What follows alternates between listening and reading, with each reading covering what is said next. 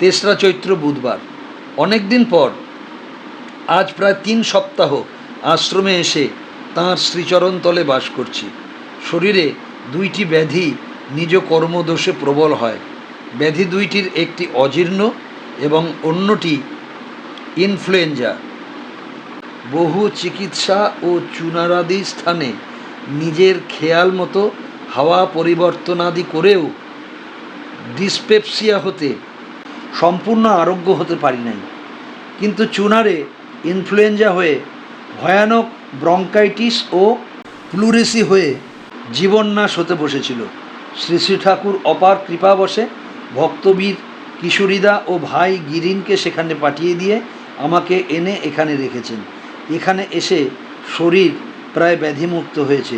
সামান্য যে অসুখ আছে তার জন্য কোনো ওষুধ না দিয়ে সকালে মাটি কোপানো ব্যায়াম এবং বিকালে নৌকা বেয়ে নদী পার হয়ে আশ্রমের অপর পারে দিগন্ত প্রসারী যে 4-5 মাইল ব্যাপী চড়া সেখানে ভ্রমণ করা। সম্প্রতি চড়ার মাঝখানে শ্রী শ্রী ঠাকুরের ইচ্ছাক্রমে একখানি ছোট টিনের ঘর টেম্পোরারিলি তোলা হয়েছে। বর্ষাকালে এ চড়া ডুবে যাবে, ঘরও তৎকালে স্থানান্তরিত করতে হবে অবশ্য। ভক্তগণ কেউ কেউ সময় সময় সেখানে গিয়ে অপূর্ব অনন্ত নীল আকাশ ও প্রকাণ্ড বহমান নদী, সূর্যাস্তের বা পূর্ণিমা রজনীর অপূর্ব শোভা ইত্যাদি দেখতে দেখতে পরমপিতার অসীম মহিমার বিষয় স্মরণ করে আনন্দে নৃত্য গীতাদি করেন। কেউ বা খোলা ঘরে বসে নাম জপাদি, কেউ ধ্যানাদিতে রত থাকেন। শ্রী শ্রী ঠাকুর আমাকে চরে মুক্ত বায়ু সেবনের ব্যবস্থা দিয়েছেন। কয়েকদিন যাবৎ এইরূপ করায় শরীর ক্রমেই নিরোগ ও সবল হয়ে উঠছে। সন্ধ্যার পর আশ্রমে ফিরে এসেছি। আশ্রমের পূর্বদ্বারী লাইব্রেরি ঘরের বারান্দায় শ্রী শ্রী ঠাকুর, যোগেশদা, ননীভাই ও সত্যেনদা বসে আছেন। আমাকে দেখে ডাকলেন।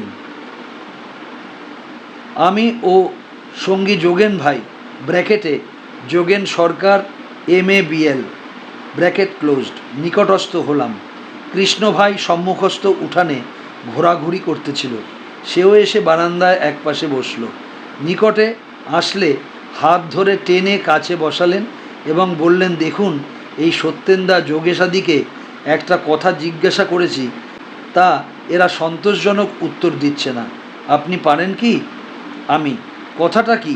শ্রী শ্রী ঠাকুর, জিজ্ঞাসা করেছি যে মানুষের মধ্যে দেখা যায় কারো উচ্চ চিন্তা, উচ্চ বিষয়ের আলোচনা, ধর্ম প্রসঙ্গাদি বেশ লাগে, আবার কারো তা ভালো লাগে না। যেখানে ওসব হচ্ছে সেখানে হয়তো তিষ্ঠিতেই পারে না।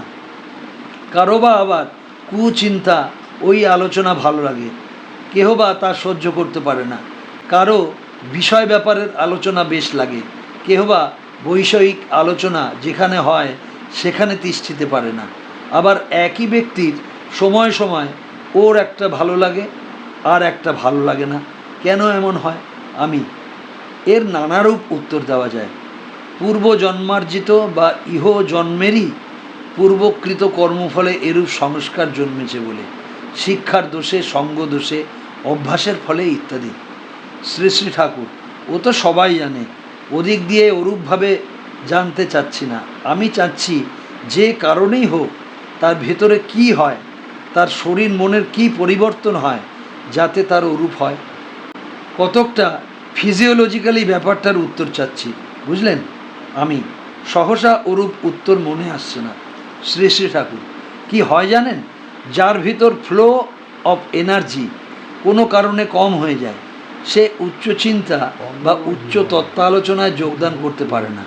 উচ্চ তত্ত্বাদি আলোচনা সে সহ্য করতে পারে না, অস্থির হয়ে উঠে যায়। অনেকটা সে যেন সংকুচিত হয়ে গেছে। ওসব আলোচনা সহসা তাকে এক্সপ্যান্ডেড করে দিতে যায়, তা সইতে পারে না। আবার যার ভিতরে ফ্লো অফ এনার্জি বেড়ে গেছে, তার কদা আলোচনা, কুচিন্তা, বৈষয়িক কথা বিষবৎ লাগে। সে অনেকটা এক্সপ্যান্ডেড হয়েছে, সহসা ওতে সংকুচিত করে আনতে চায় বলে সে উহা সহ্য করতে পারে না। আবার এ কথাও ঠিক যে মানুষের যখন ফ্লো অফ এনার্জি বেশি থাকে তখন কদা আলোচনা দিই ভালো লাগে না। আবার নিয়মিত আলোচনা, সৎ চিন্তাদির ও সাধনাদির অভাবে বা কুসংসর্গ ফলে যখন তার ফ্লো অফ এনার্জি কম হয়ে আসে, তখন হয়তো তারই বিষয় চিন্তা কদালোচনাদি ভালো লাগে। আবার বললেন, দেখুন ওই ফ্লো অফ এনার্জির কম বেশিতে মানুষে যেন স্তর ভেদ হয়ে গেছে। যার একেবারে কম সে আলস্য পরতন্ত্র, রিপুদাস, ব্যাধিগ্রস্ত, তার বাড়ি ঘর দোর দেখলে লক্ষ্মী ছাড়া বলে মনে হয়, সব নোংরা, অপরিষ্কার, ভাঙাচূড়া হয়তো রয়েছে, মিনমিনে পিনপিনে হয়ে পড়েছে। কে বা কী করে? যার তার চেয়ে ফ্লো অফ এনার্জি বেশি, হয়তো বিষয়কর্মে বেশ অ্যাক্টিভ ও সাকসেসফুল, লক্ষ্মীশ্রী তার বাড়ি ঘরে, কিন্তু বিষয়ে আসক্ত। এতটা হয়নি যে ফ্লো বিষয়ে ব্যাপার ফেলে বা তাতে অনাসক্ত হয়ে আত্মচিন্তা, তত্ত্বচিন্তা, ঈশ্বর চিন্তা দিতে মন দেয়। আবার তার চেয়ে যার 1 ডিগ্রি বেশি, সে হয়তো অনাসক্ত হয়ে বিষয়কর্মও করছে, আবার আত্মচিন্তা দিয়েও চালাচ্ছে, সদাই অ্যাক্টিভ এবং ফুর্তিবাজ। তারপর বললেন, কারণ ফ্লো অফ এনার্জি বাড়লে ফুর্তিও বেড়ে যায়। তার চেয়েও যখন বেশি, তখন বিষয় ব্যাপার বৈষয়িক কথা ভালো লাগে না, সর্বদা তত্ত্বালোচনাদি করতে ভালো লাগে। যে কাজ যখনই মনে ওঠে তা তখনই শেষ করে ফেলতে ইচ্ছা হয়, এবং মাঝে মাঝে ঈশ্বর চিন্তা, সাধন ভজনাদি না করলে যেন চলে না। আত্মকর্ম, সাধন ভজনাদি আগে করে তারপর অন্য কাজে সে হাত দেয়, কোনো কারণেই আত্মকর্ম বাদ দিতে রাজি নয়। এর পরের অবস্থা হচ্ছে ক্রমে ফ্লো অফ এনার্জি যেন কনসেন্ট্রেটেড হয়ে আসে, আর সদাই জপ ধ্যানাদিতে স্মরণ মননে নিমগ্ন থাকতে ইচ্ছে হয়। তারপর আরও বেশি কনসেন্ট্রেটেড হয়ে এলে হয়তো সদাই গভীর ধ্যানে নিমগ্ন, সদাই ঈশ্বর স্মরণে, পরমার্থ চিন্তায় বা আলোচনায় নিরত, আহার নিদ্রা ভুলে গেছে ইত্যাদি ভাব। এবার কথা প্রসঙ্গে অন্তর্যামী দয়াল ঠাকুর আমি দিবসে যেসব বিষয়ে চিন্তাদি করেছি তারই কথা বলছেন, এবং আমাকে শারীরিক ও মানসিক বিকার হতে উদ্ধারের উপায় নির্দেশ করছেন। বলা বাহুল্য, যেসব বিষয়ের কথা বলছেন তা মানুষ হিসাবে তার জানবার কোনো কারণ নাই। ওইসব বিষয়ে আমি দিনে মনে মনে চিন্তা করেছি মাত্র। বলছেন, ধরুন না আপনার নিজের কথা, এই হয়তো ভাবছেন গোমস্তা অবিনাশ রোজই বাড়ি গিয়ে বিষয় সম্পত্তির ব্যবস্থা করে আসতে চিঠি লিখছে, নইলে সব নষ্ট হতে পারে, টাকা কড়ি নানা কারণে দরকার হয়ে পড়ছে, তাই বা কোথায় পাই? ঠাকুরও বাড়ি যেতে বলেন না, শরীরটাও সম্পূর্ণ সুস্থ হয় না, পেটে একটু একটু উইন্ড হচ্ছে, ঘুটমুট করছে ইত্যাদি। কিন্তু জানবেন, এইরূপ বিষয় চিন্তা বা শরীরের চিন্তা যদি করতে থাকেন এবং তত্ত্বালোচনাদি বা জপ ধ্যানাদি না করেন, তবে আপনার দুঃখ, দারিদ্র, রোগ ভোগাদি আরও বেড়ে যাবে। আরও ওইসব বিপদ যে আসছে, ওইরূপ চিন্তাই তার প্রকাশক সিমটম। ঝুড়ি ঝুড়ি ওষুধ খেলেও ব্যাধি সারবে না, সর্বদা যদি শরীরের চিন্তা, ব্যাধির চিন্তা নিয়ে থাকেন। অসুখ আদি আগে হয় মনে, তাই তো ভালো লাগছে না, বুঝি অসুখ করে ইত্যাদি চিন্তা আসতে থাকে, ক্রমে তার প্রকাশ হয় শরীরে। হ্যানিম্যানও বোধ হয় এইরূপ বলেছেন। দেখেন না হোমিওপ্যাথিক বইতে কি অসুখে কীরূপ মানসিক ভাব প্রকাশ পায় তাও লেখা আছে। অতএব ওসব ভুলে সদা তত্ত্বালোচনা, নাম জপাদি দ্বারা এনার্জি বাড়াতে থাকুন, তাহলে সব সেরে যাবে। দুঃখ, দারিদ্র, অভাবাদিও আসবে না, এলেও গায়ে বাঁধবে না, আসেই না। সত্যি ওসব চালালে দুঃখ ইত্যাদি আসেই না। এই যে বলছিলেন পূর্বজন্মের বা পূর্বকৃত কর্মফলে কিছু হয়, তাহলেও পূর্বকৃত কর্মফলেও যদি ওসব আসে, তবু তারা দাঁড়াবার জায়গা পাবে না। ফ্লো অফ এনার্জিতে শরীর মন পূর্ণ করে ফেললে দাঁড়াবে কোথায়? বাসা বাঁধতে পারবে না, আসা মাত্র ছিটকে পড়বে, কুমিরের গায়ে গুলি মারার মতো। গুলি মারল, লাগলোও গিয়ে, কিন্তু চামড়া পুরু থাকায় বিঁধতে পারল না, ছিটকে পড়ল ওইরূপ। আবার পূর্বকৃত কর্মফল যে সব সময় আসবেই তারও মানে নাই। সাধন ফলে তা ধ্বংসও হয়ে যেতে পারে। সাধনাদি কর্মের দ্বারা ওইসব কর্মফল ধ্বংসও হয়ে যায়। 6ই চৈত্র শনিবার আশ্রমে লাইব্রেরি ঘরের বারান্দায় বেঞ্চের উপর বসে আছি। বেলা আন্দাজ 4টা।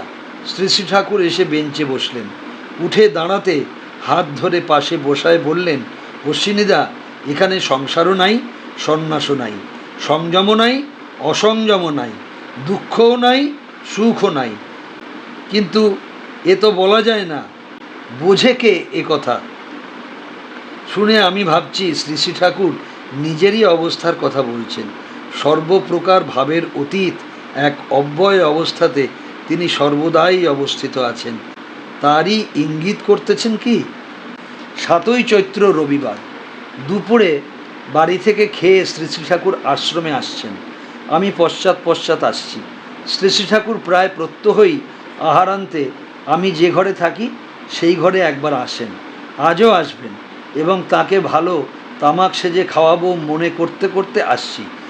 কিন্তু সে ঘর পার হয়ে নিজের শোবার ঘরের দিকে চলে যাচ্ছেন দেখে শ্রী শ্রী ঠাকুরকে তামাক খাওয়াতে পারলাম না ভাবতেছি। কারণ শোবার ঘর যা চতুর্দিকে ঘেরা, সেখানে বিনা আহ্বানে যাওয়া নিষেধ। এইরূপ ভাবতে না ভাবতে তিনি অমনি আমাকে ডেকে তামাক সেজে নিয়ে শোবার ঘরে যাওয়ার জন্য ইঙ্গিত করলেন। আমার মনের ভাব ধরা পড়ে গেছে বলে তার দিকে চেয়ে একটু হাসলাম। তিনিও মুচকি হাসিতে ও নয়ন ভঙ্গিতে তা প্রকাশ করে শয়ন গৃহে গেলেন। তামাক সেজে নিয়ে উক্ত ঘরে উপস্থিত হলাম। ছোট খাটখানির উপর শয়ন করে আছেন। হুঁকা দিলে শুয়ে শুয়েই তামাক খাচ্ছেন আর বলছেন, মাংস কথার কতরূপ অর্থ জানেন অশ্বিনীদা? আমি কোনো তন্ত্রে উহার সাধারণ অর্থ ছাড়া অন্য অর্থও দেখেছি মনে হয়। জিহ্বাকে মাংস অর্থে ব্যবহার করা হয়েছে বলে মনে হয়। মাংস সাধক অর্থে রসনা সংযমীকে বুঝায়, এইরূপ বলেছেন মনে হয়। মা অর্থে রসনা, তারই অংশ বাক্য, অতএব বাক্য সংযমী বা মৌনীকে মাংস সাধক বলে। নিগমানন্দ তাঁর বইতে এইরূপ লিখেছেন। শ্রী শ্রী ঠাকুর, আচ্ছা, একেবারে লিটারাল মানে করলে কি হয়?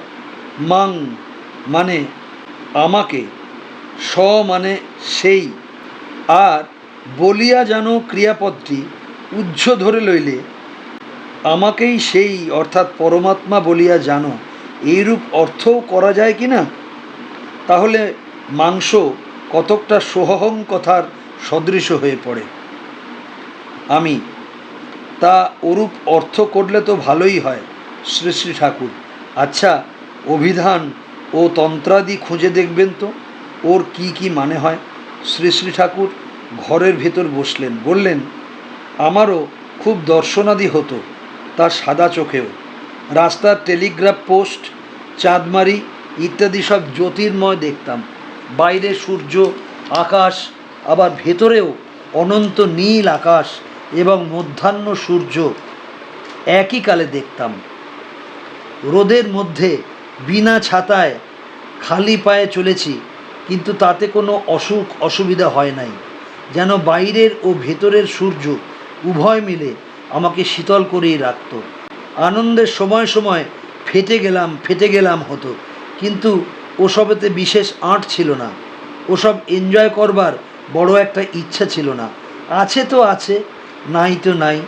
আর ভেতরে ওসব অসাধারণ দেখাশোনার অবস্থায় এবং সাধারণ অবস্থায় সর্বদাই একটা দ্বন্দ্বাতীত আত্মবোধ রূপ আত্মানন্দ জেগে থাকত। সেটাতেই মশগুল থাকা যেত। ওসব ভীষানাদি বা জগতের সুখ দুঃখাদিতে তাই আঁট বাঁধত না। আত্মবোধরূপ সে আনন্দ একবার ভেতরে জেগে গেলে আর কিছুতেই তা ছাড়ে না। তা হাজার কষ্টেও সে বোধ থাকেই। ধরুন পা ভেঙে গেছে, খুব যন্ত্রণাও ফিল হচ্ছে, কিন্তু সেই যে আত্মবোধ রূপ আনন্দ তাও আছে, ছাড়ে নাই। যন্ত্রণার অভিব্যক্তির সঙ্গে সঙ্গে সেই আনন্দের ভাবও প্রকাশ হয়ে পড়ছে। পায়ের যাতনার কথা হয়তো গানের সুরে পায়ে বড় ব্যথা হয়েছে বলে প্রকাশ করা হচ্ছে ইত্যাদি।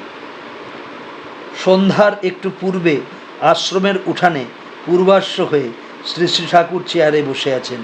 সম্মুখে তক্তপোষের উপর হীরালালদা, বিরাজদা প্রভৃতি বসে আছেন। আমি ভাণ্ডার ঘর হতে লণ্ঠনে কেরোসিন তৈল পুড়ে নিয়ে আসছি। শ্রী শ্রী ঠাকুর আমায় ডেকে সামনে চৌকির উপর বসতে বললেন। বসলে বললেন, দুপুরের পর শুয়ে আছি ওই ঘরে ব্র্যাকেটে নিজের ছোট শোবার ঘরের কথা বললেন, ব্র্যাকেট ক্লোজড। দেখছি নারদ ঋষি এসেছেন। টকটকে রং, যাকে বলে তপ্ত কাঞ্চন বর্ণ। নারদ বলছেন, কৃষ্ণত্ব গৌরাঙ্গত্বেও সুখ দুঃখ আছে। আবার বলছেন, যার যত বিশ্বাসের গভীরতা দৃঢ়তা, তার তত ঈশ্বর জ্ঞান বেশি। আমি বলছি, কীরকম? এর মধ্যে কিশোরী এসে কথা কয়ে উঠল, আর নারদ চলে গেলেন। কথাটা শেষ হলো না। আচ্ছা, নারদের ও কথার মানে কি? 11ই চৈত্র বৃহস্পতিবার কলকাতা হতে mister J.N. Dutta, bar at law, তাঁর কন্যা, স্ত্রী ইত্যাদি, Khalil Rahman, income tax assessor, কুষ্টিয়ার উকিল ত্রৈলোক্যনাথ সেন এবং আরও নানা স্থানের বহু ভক্ত দোল এবং গুড ফ্রাইডের বন্ধ পেয়ে গত কল্য হতে আশ্রমে আছেন। বাড়ি এবং আশ্রম লোকপূর্ণ। ভক্তগণ নানা স্থানে 2-4 জন 5-7 জন মণ্ডলী করে করে বসে নানা আলোচনা করছেন।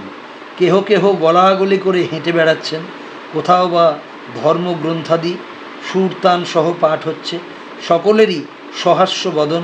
সবাই এ সদানন্দময়ের সদনে আনন্দে মাতোয়ারা হয়ে আছেন।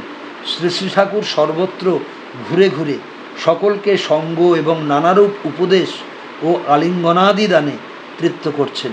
তাতে কখনো বালকের ন্যায় চপল চটুলো ভঙ্গি, কখনো সখার ন্যায় সমপ্রাণতা, কখনো মাতার ন্যায় স্নেহ, কখনো পিতা ও উপদেষ্টার ন্যায় গুরুগম্ভীর ভাব প্রকাশ পাচ্ছে। সন্ধ্যার পর লাইব্রেরির পাশের কম্পার্টমেন্টে যেখানে আমি থাকি, সেখানে মেঝে মাদুর বিছানো। আকু ভাই, ব্র্যাকেটে Abinashchandra Adhikari MABL, bracket closed, Trailokyanath Sen, ব্র্যাকেটে উকিল, ব্র্যাকেট ক্লোজড, ও আমি বসে আছি। শ্রী শ্রী ঠাকুর আমার কোলে মাথা, আকু ভাইয়ের কোলে শরীরটা রেখে শুয়ে আছেন। পূর্বাকাশে রূপার থালার ন্যায় কৃষ্ণপক্ষের দ্বিতীয়ার চন্দ্র উঠছে। ঘরের মধ্যে জ্যোৎস্না আসছে।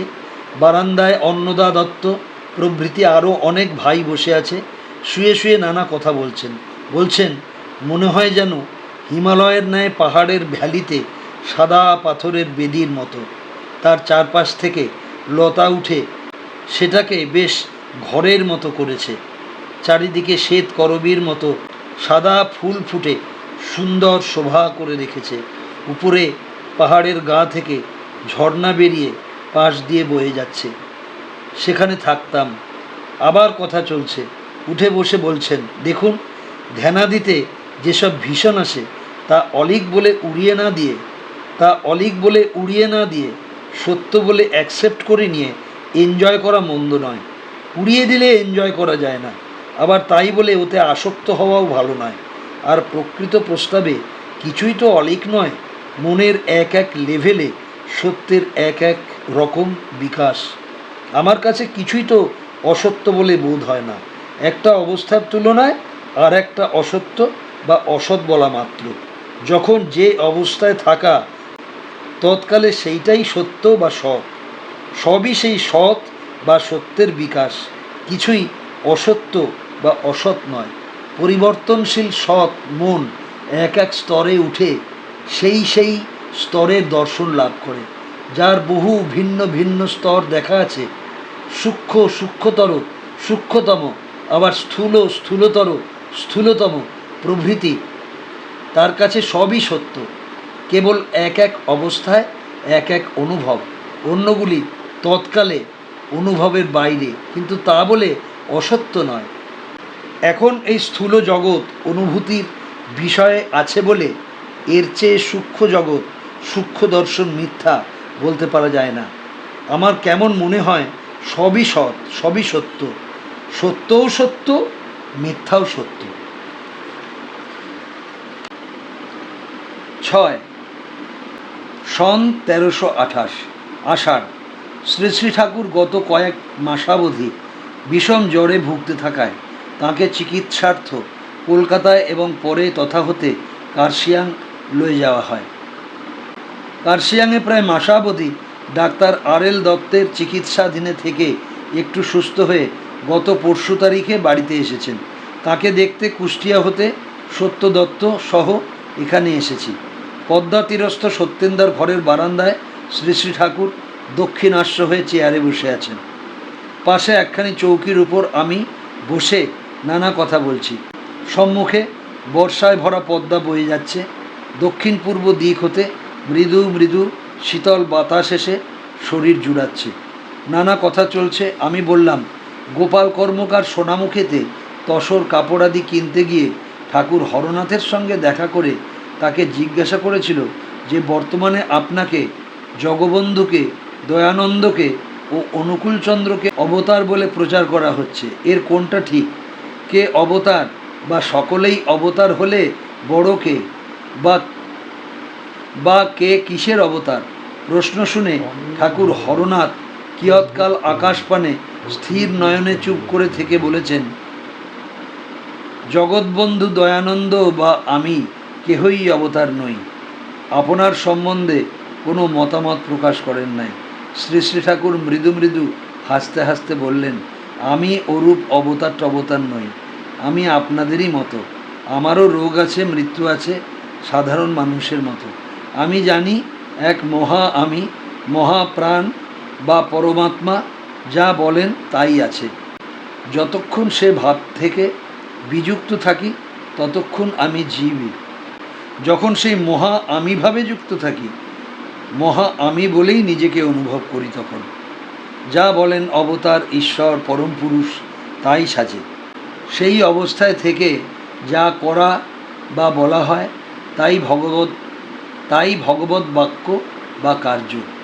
এরূপ ছাড়া কোনো অবতারাদি এখানে নাই, বুঝলেন?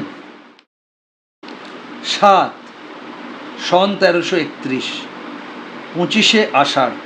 গতরাত্রে কুষ্টিয়ার সার্কেল অফিসার সাব ডেপুটি শ্রীযুক্ত ধীরেন্দ্রনাথ বন্দ্যোপাধ্যায় ও উকিল যোগেন্দ্রনাথ সরকার সহ স্টিমারে রওনা হয়ে আজ প্রাতে আশ্রমে শ্রী শ্রী ঠাকুরের নিকটে এলাম।